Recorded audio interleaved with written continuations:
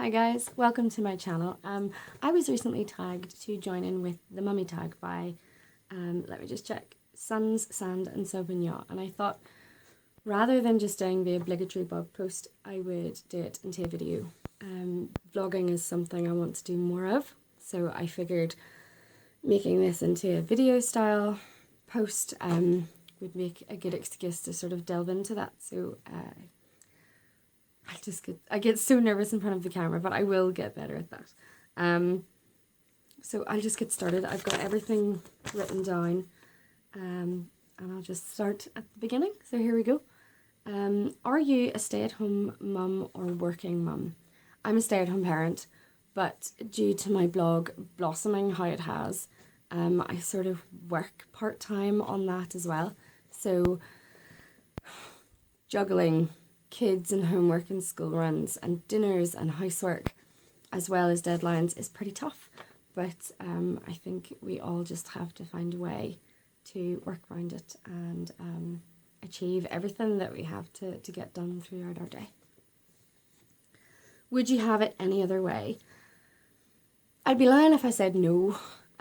Sometimes I wish that maybe we could have put the youngest one, Annabelle, into some sort of childcare whenever the blog started taking off down the part-time job route, to sort of give me more time to get work done during the day. I seem to have like a wee fiery burst between 11 and 1. My most productive, it seems to be like the most productive part of me in that day. And I feel like I can get loads done between those 2 hours, but sadly I have to start work when the kids go to bed at about 8. And at 8 o'clock you're really not in the mood to work. So yeah, I do think that maybe putting Annabelle into some form of childcare would have helped a little bit, but I don't think it's that much of a big deal to sort of dwell on. You know, we didn't do it and we've just worked around it and we've muddled through, and she starts preschool in September, so I'm excited to get those 2.5 hours in the afternoon to actually have like routined work. So I'm quite excited for that. Do I co-sleep? No, never. It's just not for us. I know a lot of people who do, and you know what? Hats off to you, because I don't like to hear other people breathe. I don't know if anyone else is like that, but my partner is so bad. Like, even if he like heavily breathes, I'm just turning his face away because I just physically can't cope. And then when there's an added person in the middle, no, there's just no chance of sleep for me at all. I mean, Annabelle has snuck in quite a few times over the last year, and there has been several occasions where I've literally just banished myself to the sofa because I know that's the only place that I'm gonna get some sleep. So yeah, no, co-sleep is not for us at all. No. What is the one most, sorry, tongue-tied. What is the one must-have item for your baby? Well, my youngest daughter hasn't been a baby in a long time, but the one must item that we loved when she was a baby was the Tomy video monitor that we had for her. It was a real bit of comfort to be able to see her. Like, for my children before her, I don't think the video monitors were out, or if they were, we couldn't afford one. So we only had the ones where you could listen, and you would often get like taxi people and everything on the intercom, you know, because of the reception and stuff like that. So you would hear all sorts of random things, and they were a bit freaky. But with the video monitor, it was amazing. Being able to sort of not only hear her, but be able to have a wee peek was awesome, and it really sort of set us both at ease. So definitely a video monitor. If you're going to be a new parent, pick one of those up because they're just amazing. How many kids do you plan on having? Well, I think I'm done. I've got 5. My eldest is 17 this year, then my second son will be 16. Ellie's 11 this week. Jacob will be 8 in August, and Annabelle is 3.5. She'll be 4 in January, and it's just no more kids. The baby gates are closed. I mean, 3 out of my 5 children, this is going to sound really bad, but 3 out of the 5 were planned. Annabelle and Jacob, my 2 final ones, were surprises.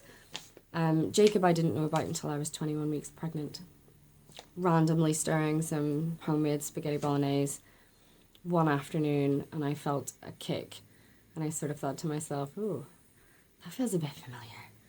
And then I just sort of went, and then I felt it again and again, and I said to my husband, I was like, "I think we're harboring a wee ninja in my abdomen, you know, just as a bit of a possibility." I wasn't going mad. I definitely felt what I felt, and I knew what that feeling was. And so the next day we got a test, and classy bird as always, I did it in the toilets of the place I was working. I was working in Costa in Belfast as a barista, and I did it in the toilets, and I literally, the 2 lines could not have come up quick enough. And I remember being swept with this feeling of complete relief, and I don't think it was for me. It sounds ridiculous, but I think it was from my son, like sort of like, thank goodness she can start eating more vegetables and more fruit and stop eating McDonald's, and you know, like I'll be able to start looking after myself a bit better. And it was just, maybe it was almost like a yay, she finally knows I'm here sort of feeling, and it was really lovely. It's a feeling that I'll never forget. And Annabelle, I just woke up one morning and I felt different. It's as simple as that. I've never felt that feeling before. And I genuinely believe it would have been hours after her little egg attached to my endometrium. I know I sound bonkers, but I definitely believe it was that connection, instant, and I knew something was different. And I had a hunch that it could be pregnant, or that I could be pregnant. So I went straight to the chemist. I left my darling man asleep. I picked up stuff for a fry. I thought, if we are, I'm going to cushion it with food, you know, because it wasn't planned, and we'd only been together a year and a half, and it was all a bit, Yeah, 2 lines were there. Instant deer in headlights.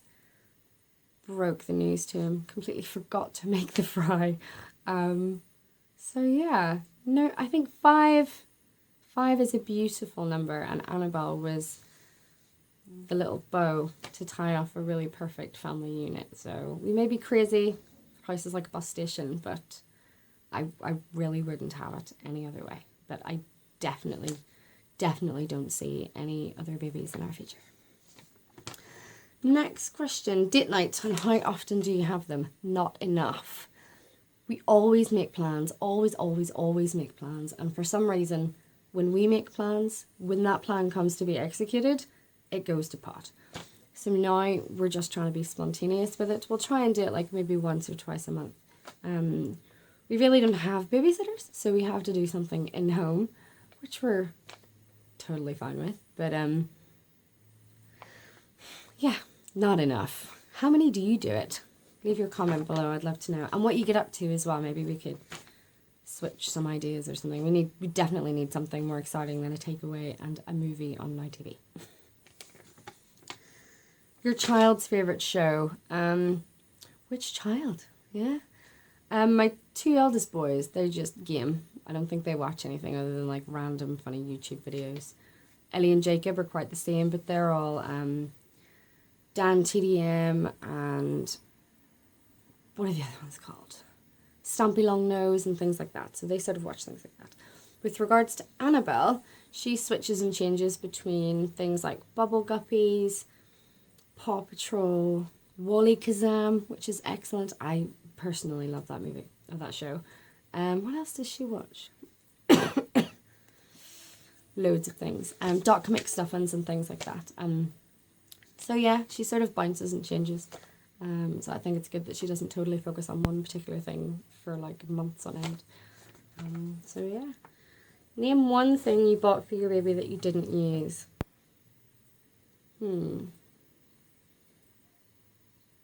We bought one thing that we hardly used, if that falls into that category. And we bought like this gorgeous big teddy bear baby gym. And it was maybe used maybe a handful of times. It just wasn't... I think it's one of those things you feel like you have to buy, but it's not necessarily something that you need. You know, we ended up just using a big colourful playmat after that, because they tend to grow out of the wee playmats quite quickly. So yeah, the playmat was definitely that one item that we bought for Annabelle that we really didn't use. What is your child's favourite food? For Annabelle, it would be sausages. She would eat sausages until the cows came home. Ellie, it would be tuna mayonnaise. Jacob, chicken nuggets. And then Reese and Ethan, it would be probably salt and chili chicken and things like that. They're a bit of a spicy fan. Not so much Reese, my almost 17-year-old. He's more of a non-spicy food fan, like my partner. They're a bit cowardly when it comes to spices, but yeah. How many cars do you own? None. Not a one. I get baffled how people can actually afford cars. I think I would rather have a roof over our head, clothes on my children's backs, and not be frightened if the car that we did have broke down. I mean, it's not just £30-40 to fix it, it's £300 to £400 to fix it. And then you've got your tax and insurance and your MOTs and a whole load of drama and extra money that we really wouldn't have available, you know, if we had. Not to say that we wouldn't love a car, but financially I just don't think we're in a position to actually have one. Maybe one day though, maybe one day. Weight gain before pregnancy, during and after. I fluctuate. I always fluctuated. Always. The heaviest I got was about 20 stone with Ethan, my second son. And then after I had him, I plummeted all the way down to 12 stone. But now I've literally just went up and down with my kids. Up and down. Dream holiday with the kids. Do you know what? I bet everyone's going to be thinking sun, sea, sand, fart. No. Castle Rock. A simple caravan holiday in Castle Rock would do it for us. It did it for me when I was a child. Stone's throw away to the beach. We've got Dunluce Castle, Bishopsgate, Musselden Temple, Portrush, Coleraine, Portstewart, Limavady, Ardicleve. All these places that are absolutely gorgeous and scenic and beautiful. And we don't need sun, sea and sand. We'd Castle Rock, we chippies, we park on a beach. Happy as Larry. It'd be great to be bucking in spade. It would definitely bring back a lot of childhood memories for me, and I hope it would do the same for my children. So, dream holiday without the kids. Oh, that's a good question. I have no idea. Probably sun, sea and sand. Probably being able to do the things we'd never be able to do if we had the kids. Like actually relax. You know, like a family holiday, the parents seem to do more on holiday than they would at home. It's chaotic. So yeah, cocktails by the pool, being able to just saunter about, do whatever you wanted, whenever you wanted. You had no responsibilities. Yeah, I think sun, sea and sand for sure. Wherever that would be, I don't think I would mind, because I'd be able to enjoy some relaxation, which is something that's quite rare. How has your life changed since you had kids?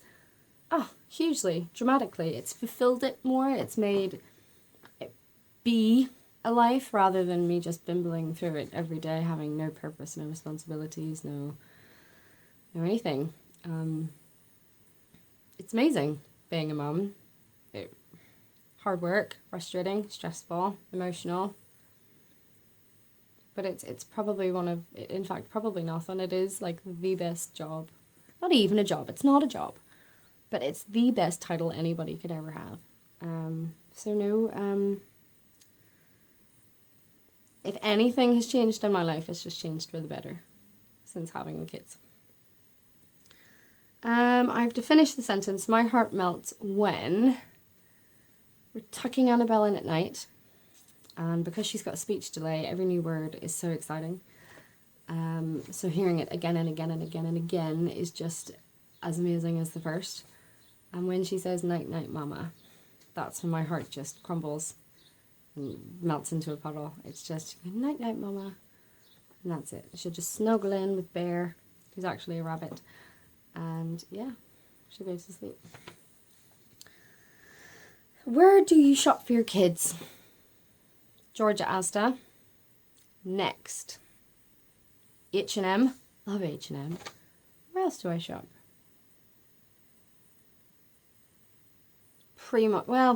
Primark sometimes. I think the sizes in Primarks are a bit squiffy. And their styles, so their styles dramatically change, you know, either they're really, really good or they're not so good at all. So yeah, between Georgia, Asda, Next, H&M and Primark for the kids. Favourite makeup or skin products? I don't wear any makeup, and shockingly, I don't wear any skin products either. I should wear skin products, but my skin's quite good. I don't have spot issues. I've never had any skin issues. But I do think because I'm getting older, like I'm 35, this is my last day of being 35 actually. I turn 36 tomorrow. I really should start moisturising. So if you've got any suggestions of what I could use, leave it in the comments below for me. That would be awesome, because I'm a complete noob when it comes to beauty products. I have genuinely no idea what I'm doing. So if you could give me some guidance, that would be epic. As for makeup, no, I repel makeup. I don't like it at all. I'm all for natural. All this contouring business, no, thank you. I was actually done up in Brit Mums last year. This is, if you look here, this is what was done to me. I was attacked by my two friends, and they did a great job, but I just don't think makeup's for me at all. Huggies or Pampers? Cloth. We were cloth people. Loved cloth nappies. It was the only time we'd ever used cloth nappies with the final child. Annabelle. Makes it sound so formal. But no, I'm a big cloth fan. If I was to choose Huggies or Pampers, it would be Huggies. Definitely. Have you always wanted kids? Yes. I think through my childhood, I felt like I needed to be a parent. I needed some form of purpose. And my first child was born when I was 19, so best decision that I ever made, regardless of my age and the career choices I wanted to do. This sort of took priority. So yeah, I always wanted to be a mum. And the last question is, the best part of being a mum? Everything. I love getting the little artwork home from the kids. I love getting their little Mother's Day and Valentine's Day home craft or school crafts that they'll make. I love them telling me about their days when they get home from school. I love being able to check on them at night before they go to, not only before they go to bed, before I go to bed. I mean, they're all tucked in and sleeping, but before I go to bed, it's a total habit to make my way round. I'll do the rounds and I'll make sure everyone's got a blanket over them, everyone's asleep and safe and asleep, and all of it, even the stresses and the frustrations and the screaming matches and the slamming doors and the tantrums, all of it is the best part. Because I think if one of those aspects were left out, you'd be missing something, I think. So yeah. Anyway, I have spoke so much in this video. We're something like 18 minutes. I'm so sorry. Didn't expect it to be this long. But I really hope you enjoyed that video. I hope it wasn't too long. Subscribe to my channel if you like it. I'm definitely going to try and make more videos. But until next time, I'll see you all later.